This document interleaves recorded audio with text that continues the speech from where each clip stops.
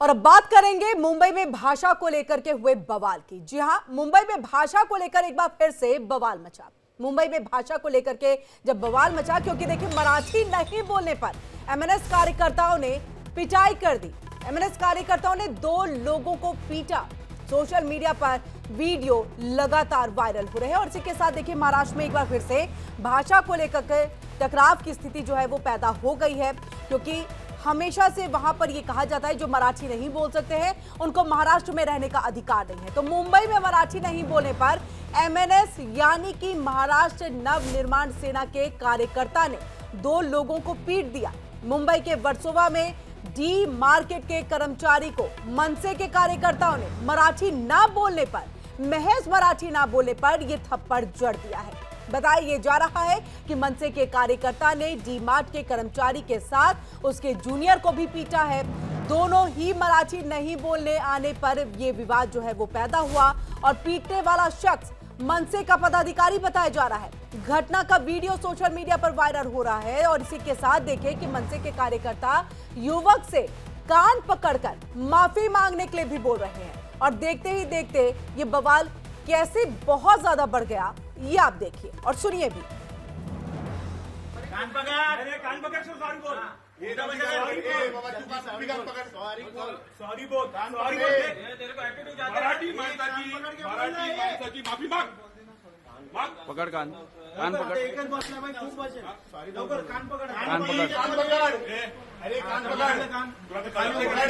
Sorry बोल. खाली कर. पकड खाली. मराठी माणसाची माफी माग. लवकर अजून फुट बोल.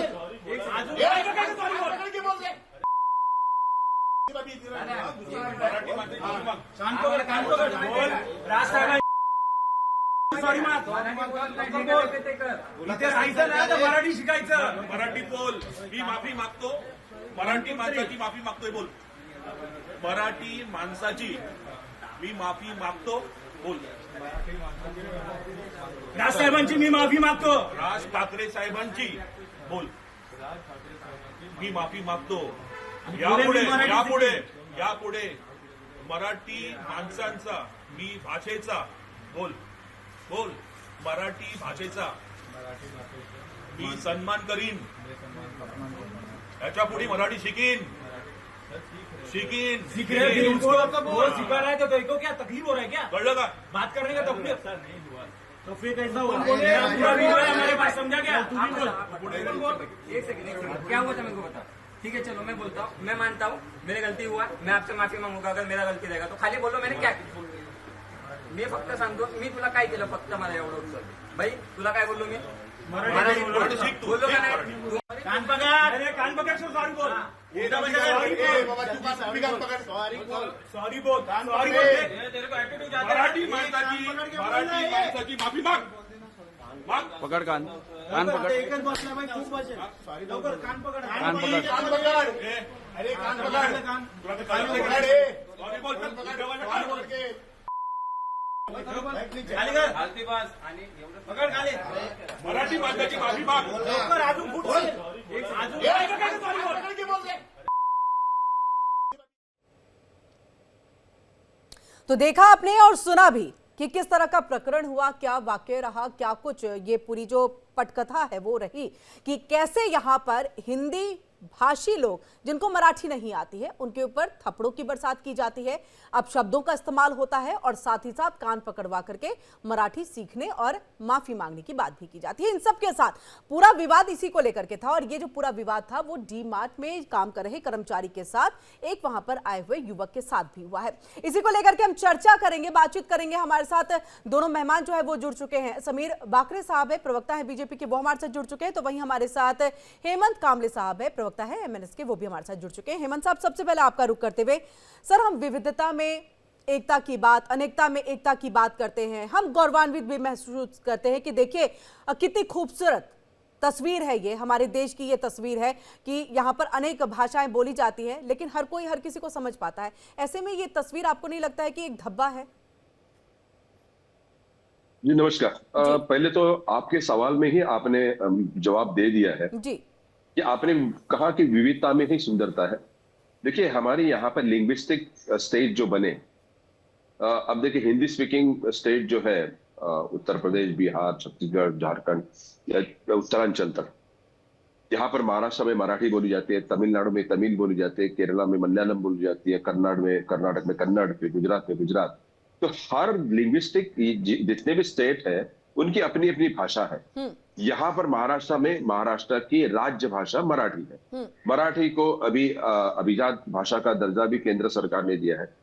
बात यह है ना कि आप यहाँ पर रोजी रोटी कमाने आते हो तो यहाँ की संस्कृति को और हमारी भाषा को अपनाओ, बस हमारा इतना कहना है। आप मुझे एक बात बताइए, अभी कुछ दिन पहले एक आध महीने पहले MSRTC, Maharashtra state road transport corporation के जो कंडक्टर थे उनको कन्नड़ वेदिका के लोगों ने मारा क्योंकि उनको कन्नड़ नहीं आ रही थी। 12 या 15 दिन पहले का वाकया है कि तमिलनाडु में हमारे महाराष्ट्र के कुछ टूरिस्ट गए थे, उनको तमिल वहां की समझ नहीं आई तो वहां पर उनको पीटा गया। तब तो इतना बवाल नहीं हुआ। यहाँ पर हमारी मांग क्या है कि हमारी भाषा को इसलिए बवाल उठ रहा है, आपको लग रहा है। लेकिन सर ये एक चीज बताइए ना, आप मेरी बात से यहाँ पर इत्तेफाक रख रहे थे, आपने कहा मैं एग्री हूं कि देखिए ये खूबसूरती है हमारे देश की। ऐसे में अगर कोई भी हिंदी भाषी महाराष्ट्र पहुंच जाए और उसे नहीं मराठी आती है तो क्या वो वहां काम नहीं कर सकता? ऐसा तो कोई बॉर्डर नहीं है ना कि देश के अंदर में आप किसी दूसरे राज्य में नहीं जा सकते क्योंकि आप वहां की भाषा नहीं बोल सकते। कैसे कम्युनिकेट करना है ये उस व्यक्ति की प्रॉब्लम है, लेकिन ये प्रॉब्लम सर आप लोगों ने अपने सिर पे ले लिया है कि इस चीज को तो हम ही साफ करके रहेंगे। ये पहली घटना नहीं है ना, इसलिए सवाल खड़े हो रहे हैं, पहले भी हो चुके हैं। मेरी बात सुनिए। कैसे है ना कि आपने कॉन्स्टिट्यूशन की बात की, कोई भी कहीं पर भी जा सकता है। 19A कॉन्स्टिट्यूशन 19A में कहा गया है कि भारत का कोई भी निवासी है कहीं पर भी जा सकता है। 19C में यह कहा गया है कि भाई किसी के आने से अगर वहां के लोकल्स हो, फिर वो महाराष्ट्र में आते हैं या तमिलनाडु में आते हैं, वहां पर प्रॉब्लम होती है तो वो ऑब्जेक्ट कर सकते हैं। मेरी बात सुनिए, सबसे ज्यादा माइग्रेशन जो होता है ना कि मुंबई में होता है, जहां पर देश के हर कोने से जो लोग यहाँ पर रोजी रोटी कमाने आते हैं ना, वो मुंबई में आते हैं। क्यों आते हैं? क्योंकि यहाँ पर सबको यहाँ पर काम मिलता है, यहाँ पर इसके लिए आते हैं।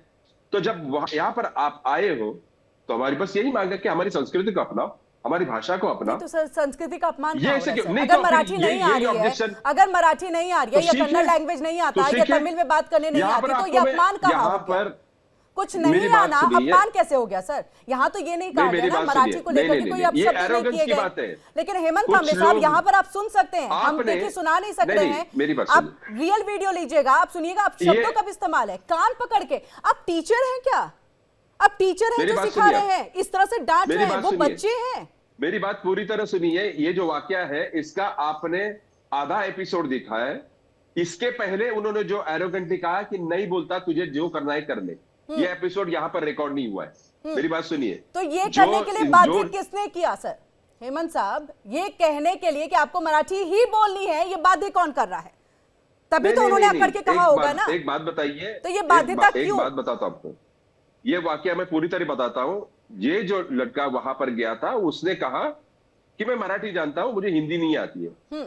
तब उनको एरोगेंसली उन्होंने जो जवाब दिया कि मुझे तो आती नहीं है। मैं दोबारा से वीडियो सुनाओ। ये युवक सामने आता है, ये कहता है रुको मैं समझा रहा हूँ, उसको हिंदी आती है, उसके बाद वो मराठी में आता है। मैं समझा रहा हूँ, अगर मुझसे गलती हुई तो मुझे क्या कहना है? ये गलत नहीं सर, ये वीडियो है हमारे साथ सामने। 8 से 10 दिन पहले का मैं आपको वीडियो भेजता हूं एयरटेल का। वहां की लड़की कहती है कि किसने कहा कि महाराष्ट्र में मराठी बोलना जरूरी है? किसने कहा मुंबई में मराठी बोलना जरूरी है? तो इस तरह के जब चैलेंजेस होते हैं, जिस तरह से एरोगेंस होता है ना, इस एरोगेंस का जवाब ये है। ये एरोगेंस का जवाब है। ठीक है, जिस तरह से ठीक है, ठीक है। समीर वाकरे साहब, आपके पास आते हुए ये एरोगेंस का जवाब है। देखिए सरकार है आपकी, वहां पर बीजेपी की सरकार है, मिलकर के सरकार जो है वो बनी है। ऐसे में ऐसी स्थिति वहां पर आ रही है कि एरोगेंस का ये जवाब है। नहीं देखिए, मुझे इस बारे में दो चीज़ें कहनी है। एक तो कैसा है कि मराठी भाषा का, जैसा मैं खुद मराठी हूँ तो मराठी भाषा का तो सम्मान होना चाहिए। इसमें हमारे देवेंद्र हर भाषा का सम्मान होना चाहिए। ना मेरे को देखिए ना, मुझे पूरा करने दीजिए। मराठी भाषा का सम्मान होना चाहिए। महाराष्ट्र में, कर्नाटक में कन्नड़ भाषा का होना चाहिए। जो भी है, जो लोकल भाषा है उसका सम्मान होना चाहिए। लेकिन थोड़ा सा जैसे यहाँ पर क्या हो रहा है कि मैं मेरे मित्र जो है मनसे के, उनसे एक ये कहना चाहूँगा कि जैसा मराठी का सम्मान होना चाहिए, लेकिन अभी ऐसा होता है कि कोई 1-2 महीने पहले अगर महाराष्ट्र में आया हुआ है, कोई बाहर का व्यक्ति है जो जॉब करने आया है, तो हो सकता है स्वाभाविक तरीके से उसको भाषा समझ में नहीं आई। तो इसमें दो चीजें कैसी है कि जो यहाँ बाहर से काम करने आ रहा है उसने यहाँ के लोकल मराठियों का सम्मान भी करना चाहिए, तो ये चीज है। और दूसरा, मन से और बाकी लोगों को ये भी देखना चाहिए कि वो आज आया है तो आज वो तुरंत तो कोई भाषा का प्रभुत्व नहीं करेगा। सिर्फ उन्होंने एरोगेंटली या कोई ऐसे, जैसा उनको अगर भाषा नहीं आती थी मराठी तो उन्होंने उस स्टोर के किसी दूसरे व्यक्ति को बुला लेना था कि भाई मुझे इनका नहीं समझ रहा है तो आप इनसे डील कीजिए। सो कैसा है, हर चीज में कोई झगड़ा करना ये जरूरी नहीं है। मराठी भाषा का सम्मान होना चाहिए, लेकिन जो महाराष्ट्र देश है, मुंबई है हमारी सबकी, जहाँ पर पूरे दुनिया से लोग आते हैं तो देश से लोग आएंगे ही, क्योंकि रोजगार के तलाश में तो हर आदमी कहीं ना कहीं जाएगा। तो हर आदमी को हक है अपने भाषा पे मतलब अपना प्राउड फील करना ये जरूरी है, लेकिन एट द सेम टाइम ऐसे कोई अपन स्थिति ना पैदा करे कि यहाँ की कानून व्यवस्था पे कोई आ जाए। तो जो भी किसी ने भी कानून अगर तोड़ा होगा तो सरकार उस पर निश्चित कार्रवाई करेगी, जो भी एप्लीकेबल सेक्शंस होंगे। लेकिन समीर साहब, अभी तक कोई गिरफ्तारी, कोई कार्रवाई नहीं हुई है। देखिए, डीमार्ट के कर्मचारी, ओनर जो है वो तो कुछ बोलेंगे नहीं। जब अभी सिर्फ मराठी ना बोलने को लेकर के अगर ऐसी स्थिति बनी है तो अगर सुनिए कि कोई कार्रवाई की बात, अगर एफआईआर दर्ज कराते हैं तो सवालों के फिर उनके ऊपर कितनी परेशानी। लेकिन अभी भी पुलिस की तरफ से कोई कार्रवाई नहीं हुई है सर। नहीं, देखिए, पुलिस की कार्रवाई, अगर पुलिस को लग रहा है तो वो पुलिस कार्रवाई करेगी। और दूसरा, अगर किसी ने कंप्लेंट नहीं की है, ऐसा कुछ नहीं है कि महाराष्ट्र में कोई कंप्लेंट नहीं कर सकता। मुझे बताइए, देवेंद्र जी ने तो ओपनली सब पूरे फोरम से बोला है कि अगर कोई भी उद्योगपति को, पूना में उन्होंने बोला था कि कोई भी अगर उद्योगपति को कोई तकलीफ होती है तो उस पर आप कड़ी से कड़ी कार्रवाई कीजिए। तो ये कायदे का राज्य और यहाँ उद्योग और सब उद्योग धंधा फलता है। मैं मेरे मनसे के मित्र से पार्शियली एग्री भी करता हूँ कि क्योंकि उनको अगर कोई भी प्रदेश में जाए तो वहाँ के लोकल भावनाओं का सम्मान करना चाहिए। लेकिन मनसे को ये भी समझना चाहिए कि प्रैक्टिकल कभी कभी होता है कि 2-4 महीने पहले लोग आ जाते हैं, अपनी परेशानी में रहते हैं, तो एकदम से भाषा में प्रभुत्व आना या भाषा सीखना उनके लिए पॉसिबल नहीं होता है। जैसे डीमार्ट में वो रिटेल में काम कर रहा है, हो सकता है वो बेचारा कोई ग्रेजुएट करके आया हो और अपने जॉब पे लगा हो, तो ये भी चीजें समझनी चाहिए। ये कैसा है, अगर कुछ चीजें बातों से मतलब सुलझा सकती है तो मुझे ऐसा लगता है इस तरीके की हरकत या इस तरह की वारदातें नहीं होनी चाहिए, जिससे प्रदेश का माहौल भी थोड़ा सा ये खराब होता है। तो सरकार सुरक्षा के लिए क्या करेगी सर वहां पर, सरकार की तरफ से? क्योंकि देखिए, रिस्पांसिबिलिटी तो बनती है।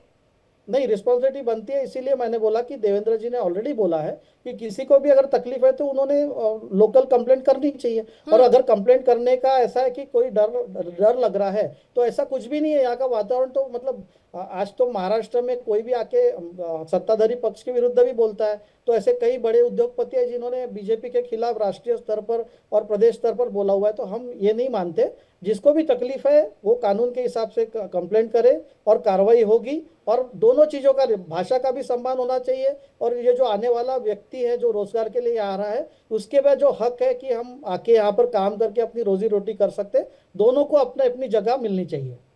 जी, यहाँ पर हेमंत साहब आपके पास, देखिए यहाँ पर सीधे तौर पर समीर वाकरे साहब तो ये कह रहे हैं कि अगर एफआईआर दर्ज कराते हैं, कंप्लेन होती है तो कार्रवाई जरूर होगी यहाँ पर। लेकिन कहीं ना कहीं एमएनएस को भी ये समझने की जरूरत है ना। राज साहब ठाकरे, माफ कीजिएगा, ठाकरे साहब को भी समझने की यहाँ पर जरूरत है ना कि इस तरह की हरकतें ना हो। उनकी तरफ से अभी तक इसको लेकर के कोई बयान भी सामने नहीं आया। नहीं, क्यों, मैं हूं ना, मैं अधिकृत प्रवक्ता हूं, मैं आपको जवाब देता हूं, मुझे पार्टी का स्टैंड पता है। देखिए, हमारी जो पार्टी का जो बाउंड्री है ना, महाराष्ट्र नवनिर्माण सेना है। सॉरी, मैं प्रवक्ता हूँ इस पार्टी का, तो मुझे मेरे पार्टी का स्टैंड पता है। जिन्होंने ये सब किया है सर वो पदाधिकारी हैं पार्टी के, पदाधिकारी है, मैं मानता हूँ, मैं सबको नाम से कार्रवाई जानता होनी हूं, चाहिए, मैं नाम से निकालेंगे जानता पार्टी हूं। से बाहर। किस बारे में कार्रवाई होनी चाहिए? मेरी बात सुनिए, पूरी तरह बात सुनिए मेरी। इस पार्टी की जो बाउंड्री है महाराष्ट्र के लिए है, महाराष्ट्र नवनिर्माण सेना। हम महाराष्ट्र के हित में, महाराष्ट्र की अस्मिता, मराठी भाषा की अस्मिता और मराठी भाषा के लिए, मराठी मानुष के लिए हम लोग लड़ते हैं। तो हमें पता है कि जब जब इन बातों पर आंच आएगी तो हम लोग जरूर खड़े होंगे। हमारा स्टैंड यही रहेगा, ये हमारा स्टैंड रहेगा, क्योंकि भाषा के लिए हमारी भाषा जो है, मेरी बात तो यही समझ में नहीं आ रही। मेरी पूरी तरह बात सुनिए सर, आप मुझे ये बताइए, अभी उसके पहले में भी ऐसी स्थिति मिली थी कि जितने भी बिहार या उत्तर प्रदेश से आ रहे थे उनके साथ भी मारपीट जैसी घटनाएं कि अगर आपको मराठी नहीं आ रहा है तो आप यहाँ नौकरी नहीं कर सकते, आप वापस चले जाइए अपने बिहार और उत्तर प्रदेश में। आज भी कुछ इसी तरह की तस्वीर जो है वो सामने आ रही है। मराठी नहीं है सर, लैंग्वेज पे, भाषा पे कहाँ आंच है सर? कहाँ आपकी संस्कृति यहाँ पर तमिलनाडु में, तमिलनाडु या कर्नाटक में ऐसे इसी तरह के हैं। आप तमिलनाडु और तमिलनाडु या साउथ बेल्ट में जाइए, सबकी बात हो रही है, इसलिए तो मैंने सबसे पहले शुरुआत ही की कि अनेकता में एकता की बात क्या सिर्फ हम लोग करते हैं, हम उसको अमल में क्यों नहीं लेकर के आते? इसलिए मेरा सबसे पहला सवाल यही था। आप देखिए, अगर कोई भी मराठी मानुष अगर वो बिहार झारखंड कहीं पर भी चला जाए सर, कहीं पर भी चला जाए, उसे नहीं आती हिंदी, उसे सिर्फ इंग्लिश और अपना मराठी लैंग्वेज आता है, तो क्या उसे वहां से निकाल दिया जाएगा? ऐसी घटनाएं वहां से तो नहीं आती ना सर, ऐसी साउथ से क्यों चीजें आती हैं? मेरी बात सुनिए, मैं बैठा हूं आपके साथ डिबेट कर रहा हूं, यहाँ पर मैं हिंदी में बात कर रहा हूं। बिल्कुल सर, आपको थोड़ा भी पता चल रहा है? बिल्कुल सर, मुझे मेरी हिंदी से पता चल रहा है? मैंने मानुष शब्द का इस्तेमाल किया जी जरूर। तो मेरी बात सुनिए, ये मसला ये नहीं है, आदर है। लेकिन ये सर तस्वीर आप देखिए खुद सर, तस्वीर आप देखिए सर, कान पकड़ करके 10-15 लोग वहां पर पहुंचे हैं, कान पकड़वाते हैं, ये बोलो, ये करो, राज साहब उनके चीजें कहते हैं, तो ऐसा क्यों है? This is the reaction of arrogance. ये एरोगेंस का रिएक्शन है। उन्होंने उनको गलत तरीके से जवाब दिया था। देखिए, हम मानते हैं कि कोई आएगा तो तुरंत तो मराठी सीखेंगे, लेकिन यहाँ पर ऐसे कितने लोग दिखाऊं मैं आपको? सर अगर 3 साल भी रहे नहीं आती मराठी, यहाँ पर सर अगर 3 साल भी रहे नहीं सीख पाए मराठी, तो क्या ये गुनाह हो गया? ये क्राइम है? सीखना पड़ेगा। नहीं, अगर नहीं सीख पाए, नहीं है कैपेबिलिटी लैंग्वेज सीखने की, नहीं सीख पाए, ऐसी कौन सी बात है? ऐसी कौन सी बात है? मेरी बात सुनिए ना, आप कम्युनिकेट करिए, मेरी बात सुनिए, आप किसी भी लैंग्वेज में कम्युनिकेट करिए जिसमें इजी हो। कम्युनिकेशन ही तो भाषा का अर्थ क्या है? भाषा क्यों है सर हमारे बीच में? मेरे सवाल का जवाब दीजिए। यहाँ से लोग देश छोड़कर अमेरिका में जाते हैं, लंदन में जाते हैं, जर्मनी में जाते हैं, जहां पर भी जाते हैं तो वहां की लैंग्वेज सीख कर जाते हैं। तो आप जर्मनी में आपको पासपोर्ट नहीं मिलता है, आपको ग्रीन कार्ड नहीं मिलता है, कितने को जर्मन आते हैं? सिटीजनशिप भी नहीं मिलती है।